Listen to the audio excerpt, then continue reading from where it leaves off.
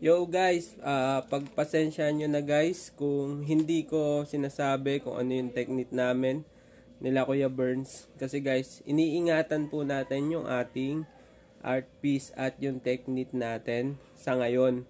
Kaya hindi pa natin sinasabi. Kasi guys, napakadaming nagtapos ng pag-aaral sa fine arts na hindi pa sila nakaka-discover nung sarili ng technique at nung karakter nung art piece na meron sila.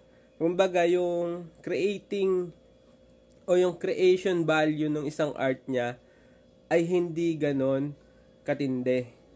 So iniingatan natin yun guys kasi maraming naghahanap ng mga art piece na talagang unique at kakaiba. Yun, kasi alam nyo naman guys na hindi naman tayo ganun kamapera na kaya mag-acquire o mag-provide ng exhibit para sa ating mga artwork. At dito lang natin ina-apply to sa social media. Tapos, hindi naman tayo, hirap pa nga tayo sa mga materials eh.